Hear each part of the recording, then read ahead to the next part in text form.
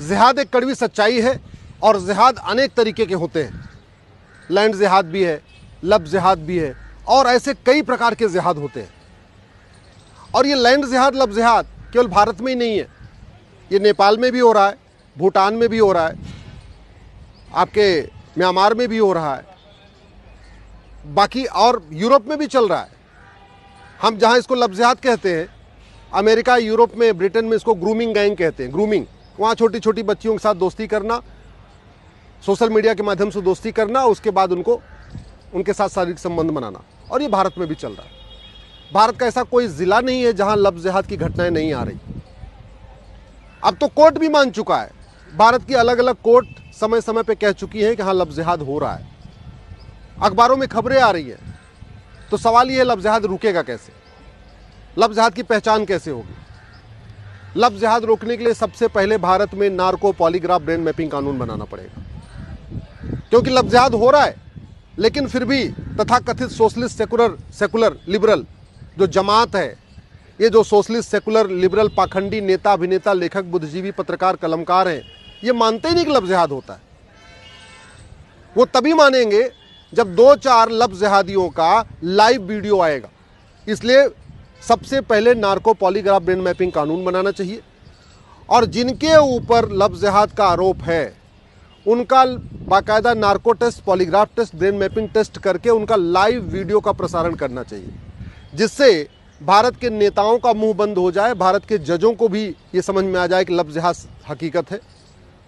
जो भारत के पाखंडी अभिनेता हैं, जो पाखंडी बुद्धिजीवी हैं, जो पाखंडी पत्रकार हैं, जो पाखंडी कलमकार हैं, जो पाखंडी कवि हैं, जो तथाकथित पाखंडी इन्फ्लुएंसर हैं सोशल मीडिया में, ये तब जाके इनका मुंह बंद होगा जब जिहाद करने वालों का लाइव वीडियो आएगा, जब वो narco test, polygraph brain mapping होगा और उसमें वो खुद कबूल करेंगे कि हाँ उन्होंने जिहाद किया है। दूसरा, इस टेस्ट का फायदा ये होगा कि ये जिहादी अपने मुंह से ये बता देंगे कि किसके इशारे पे वो लब जिहाद कर रहे हैं, कौन उनको फंडिंग करता है, किसने उनको बाइक खरीद के दिया है, कौन उनको इस चीज़ के लिए मोटिवेट करता है। क्योंकि ये जो लब जिहाद होता है, लैंड जिहाद होता है, एक व्यक्ति नहीं करता, पूरा एक ऑर्गेनाइज तरीके से होता है। इसमें पूरा सिंडिकेट होता है, कई सारे लोग उसमें मिलके होते हैं। दूसरा, लब जिहाद का अल्टीमेट टारगेट क्या है? धर्मांतरण। धर्मांतरण मुगलों के समय में हुआ, धर्मांतरण अंग्रेजों के समय में हुआ, धर्मांतरण आज भी हो रहा है। और ये रुकेगा तब जब नार्को पॉलीग्राफ ब्रेन मैपिंग के अलावा लब जिहाद को, धर्मांतरण को देशद्रोह घोषित किया जाएगा, धर्मांतरण को, लब जिहाद को वेजिंग वॉर डिक्लेयर किया जाएगा, धर्मांतरण को, लब जिहाद को देश की एकता अखंडता के लिए खतरा घोषित किया जाएगा, धर्मांतरण को, लब जिहाद को राष्ट्रीय सुरक्षा के लिए खतरा घोषित किया जाएगा। मेरी PIL पे सुप्रीम कोर्ट एक बार खुद ही कमेंट कर चुका है कि धर्मांतरण राष्ट्र की सुरक्षा के लिए खतरा है। और लब जिहाद का अल्टीमेट उद्देश्य क्या है? संख्या का बढ़ाना, हिंदुओं की संख्या को कम करना और अपनी संख्या को बढ़ाना। धर्मांतरण राष्ट्र की सुरक्षा के लिए खतरा है और उससे निपटने के लिए हमारे पास एक कानून भी है, राष्ट्रीय सुरक्षा कानून, जिसको NSA कहते हैं, नेशनल सिक्योरिटी एक्ट। लेकिन पुलिस उसको धर्मांतरण कराने वाले लब जिहादियों पे या बाकी और जिहादियों पे लगाती नहीं है, धर्मांतरण कराने वालों पे। क्यों? क्योंकि NSA में हमने कहीं को डिफाइन नहीं किया कि राष्ट्र की सुरक्षा के लिए क्या क्या खतरे हैं। हमने NSA जो कानून है उसमें कहीं लिखा नहीं है कि ये धर्मांतरण भी राष्ट्र की सुरक्षा के लिए खतरा है। ऐसे जो देश की एकता अखंडता के लिए खतरा होता है, उससे निपटने के लिए हमारे पास एक कानून है, उसको कहते हैं UAPA। लेकिन धर्मांतरण कराने वाले लब जिहादियों पे UAPA नहीं लगाया जा रहा है, क्योंकि जो कानून है UAPA, उसमें हमने कहीं ये नहीं लिखा है कि देश की एकता अखंडता के लिए क्या क्या खतरा है। धर्मांतरण भी देश की एकता अखंडता के लिए खतरा है, ये उस कानून में कहीं लिखा नहीं, तो पुलिस उसको UAPA लगाती नहीं। हमारे देश में एक जो नई भारतीय न्याय संहिता है उसमें भी एक वेजिंग वॉर की धारा है और पहले वाले IPC में एक वेजिंग वॉर की धारा थी। देश के खिलाफ इनडायरेक्ट वॉर करना, प्रत्यक्ष युद्ध करना, भारत की डेमोग्राफी बदलना।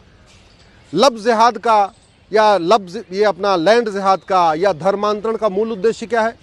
यहाँ की डेमोग्राफी बदलना। और बहुत सक्सेसफुली डेमोग्राफी बदल भी हो चुकी है। 9 राज्यों की डेमोग्राफी बदल चुकी है, 800 जिलों में से 200 जिलों की डेमोग्राफी बदल चुकी है, 6000 तहसीलों में से 1500 तहसीलों की डेमोग्राफी बदल चुकी है। लेकिन लब जिहाद करने वालों पे, लैंड जिहाद करने वालों पे, धर्मांतरण कराने वालों पे वेजिंग वॉर का सेक्शन लगता नहीं है। क्यों? क्योंकि वेजिंग वॉर जहाँ है सेक्शन, उसमें हमने ये नहीं डिफाइन किया है कि वेजिंग वॉर क्या क्या है। मेरा ये मानना है कि धर्मांतरण किसी भी तरीके से कराया जाए वो वेजिंग वॉर है, उन पे वेजिंग वॉर की धारा लगनी चाहिए। इसलिए आपको वेजिंग वॉर का जो सेक्शन है उसमें बदलाव करना पड़ेगा। ऐसे ही पुराने वाले कानून में भी देशद्रोह था, नए वाले कानून में भी देशद्रोह है। लेकिन देशद्रोह क्या क्या है ये कहीं लिखा ही नहीं है। धर्मांतरण को देशद्रोह घोषित करना चाहिए, वो चाहे किसी भी तरीके से धर्मांतरण कराया जाए, चाहे लफ्ज़ जिहाद के जरिए धर्मांतरण कराया जाए, किसी अन्य तरीके से कराया जाए। तो आपको इसी तरीके से यूपी के पास गैंगस्टर एक्ट है, महाराष्ट्र के पास मकोका है, गुजरात के पास गुजकोका है। जो भी ऑर्गेनाइज क्राइम होता है, संगठित अपराध होता है, उससे निपटने के लिए बाकायदा हर राज्य के पास एक कानून है। लेकिन लफ्ज़ जिहाद करने वालों पे या धर्मांतरण कराने वालों पे गैंगस्टर एक्ट नहीं लगता, मकोका नहीं लगाती पुलिस, गुजकोका नहीं लगाती गुजरात की पुलिस। क्यों? क्योंकि कानून में हमने कहीं लिखा ही नहीं कि ये धर्मांतरण एक ऑर्गेनाइज क्राइम है। तो अगर हमको धर्मांतरण रोकना है, लफ्ज़ जिहाद रोकना है, तो सबसे पहले नेशनल सिक्योरिटी एक्ट में धर्मांतरण को राष्ट्र की सुरक्षा के लिए खतरा घोषित करना पड़ेगा। यूएपीए में धर्मांतरण को देश की एकता अखंडता के लिए खतरा घोषित करना पड़ेगा।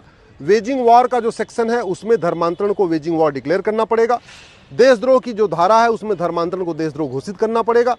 और जो गैंगस्टर एक्ट है उसमें ऑर्गेनाइज क्राइम को, आप धर्मांतरण को ऑर्गेनाइज क्राइम डिक्लेयर करना पड़ेगा। जिस दिन धर्मांतरण कराने वालों, लफ्ज़ जिहादियों, उनके मददगारों, उनके समर्थकों की 100% संपत्ति जब्त करने, उनकी नागरिकता खत्म करने, उनको आजीवन कारावास फांसी देने के लिए कानून बन जाएगा, उस दिन लफ्ज़ जिहाद रुक जाएगा, धर्मांतरण रुक जाएगा। और नहीं रुका तो जैसे अफगानिस्तान आपके हाथ से निकल गया, पाकिस्तान आपके हाथ से निकल गया, मालदीव आपके हाथ से निकल गया, बांग्लादेश आपके हाथ से निकलने वाला है। भारत के 9 राज्य आपके हाथ से निकल चुके हैं। 800 जिलों में से 200 जिले आपके हाथ से निकल चुके हैं। 6000 तहसीलों में से 1500 तहसीलें आपके हाथ से निकल चुकी हैं। ऐसे एक दिन देखते देखते पूरा भारत आपके हाथ से निकल जाएगा, फिर कोई कुछ नहीं कर पाएगा। और एक बात याद रखिएगा, जैसे ही बांग्लादेश में अराजकता फैली, शेख हसीना वहाँ से भाग गई। अफगानिस्तान में अराजकता फैली, वहाँ के राष्ट्रपति प्रधानमंत्री भाग गए। पाकिस्तान में अराजकता फैली, वहाँ के प्रधानमंत्री और राष्ट्रपति भाग गए। 1947 में जब अराजकता फैली थी तो मनमोहन सिंह जी, बाकी और राम जेठमलानी जी, आडवाणी जी, मिल्खा सिंह जी, सब लोग आखिर वहाँ से भाग के यहाँ आए थे। वैसे ही 25 साल के बाद जब भारत में अराजकता फैलेगी ना, तो आज के नेता, अभिनेता, लेखक, बुद्धिजीवी, पत्रकार, कलमकार, कवि, धर्मगुरु, ये जो आज नए नए रोज़ प्रवचन देते रहते हैं, बड़ी बातें करते रहते हैं, ये आपका घर बचाने नहीं आएंगे। ये नेता, अभिनेता, लेखक, बुद्धिजीवी, पत्रकार, कलमकार अपना घर बचा लेंगे, यही बहुत बड़ी बात है। वो अपना घर बचाएंगे, आपका घर बचाने नहीं आएंगे। आपका घर जो बचाएगा वो कठोर कानून बनाएगा। इसलिए मैं आप लोगों से निवेदन करता हूँ, हर सप्ताह जाके अपने सांसद के घर पे बैठ जाइए, 2-3 घंटे के लिए बैठिए, उनसे पूछिए कि धर्मांतरण को राष्ट्र की सुरक्षा के लिए खतरा कब घोषित किया जाएगा, धर्मांतरण को देश की एकता अखंडता के लिए खतरा कब घोषित किया जाएगा, धर्मांतरण को देशद्रोह कब घोषित किया जाएगा, धर्मांतरण को वेजिंग वॉर कब घोषित किया जाएगा, धर्मांतरण को ऑर्गेनाइज क्राइम कब घोषित किया जाएगा, धर्मांतरण कराने वाले उनको मददगारों पे की 100% संपत्ति जब्त करने, धर्मांतरण कराने वाले और उनके मददगारों की नागरिकता खत्म करने, धर्मांतरण कराने वाले और उनको मददगारों की आजीवन कारावास फांसी देने कानून कब बनेगा। तरीका यही है, आपको हर सप्ताह अपने अपने सांसद का घेराव करना पड़ेगा, उनको पकड़ना पड़ेगा। दल गुलामी छोड़ दीजिए, सांसदों को पकड़िए, विधायकों को पकड़िए, कानून बनवाने की मांग करिए। और नहीं तो जैसे जो पाकिस्तान में हुआ, जो अफगानिस्तान में हुआ, जो मालदीव में हुआ, जो बांग्लादेश में हो रहा है, यही आपके यहाँ भी होगा। ये कश्मीर में हो चुका है, मणिपुर में हो चुका है, भारत के कई राज्यों में हो चुका है। जो बचे हुए हैं कम से कम वो बच जाएं। वो तभी बचेगा जब कठोर कानून बनेगा। और एक बात याद रखिएगा, विकास करने से शांति नहीं आती है, विकास करने से देश सुरक्षित नहीं होता। फ्रांस ने खूब विकास किया था, हाईवे, एक्सप्रेसवे, एयरपोर्ट बनाई थी, बड़ी बड़ी ट्रेन चलाई थी, जल रहा है। ब्रिटेन के पास हमसे ज़्यादा अच्छा एयरपोर्ट है, हमसे ज़्यादा हाईवे है, हमसे ज़्यादा उनके पास अच्छे हॉस्पिटल हैं, कॉलेज हैं, यूनिवर्सिटी हैं, ब्रिटेन जल रहा है। यूरोप के पास हमसे ज़्यादा एयरपोर्ट, हमसे अच्छा एयरपोर्ट, हमसे ज़्यादा हाईवे, हमसे अच्छा एक्सप्रेसवे, हमसे ज़्यादा अच्छी चीज़ें हैं, यूरोप जल रहा है। भारत तब बचेगा जब कठोर कानून बनेगा। चीन सुरक्षित है, चीन में अराजकता नहीं है, चीन में धर्मांतरण नहीं है, चीन में लफ्ज़ जिहाद नहीं है, चीन में लैंड जिहाद नहीं है, क्योंकि चीन का कानून कठोर है। जहाँ कठोर कानून है वहाँ शांति है, समृद्धि है, खुशहाली है। सठे साठम समाचरित भय बिन होय न प्रीत, इस सिद्धांत पे जिन देशों ने कानून बनाया वहाँ शांति, समृद्धि, खुशहाली है। और भारत में अगर बनेगा तो भारत बचेगा, नहीं तो भारत बर्बाद हो जाएगा।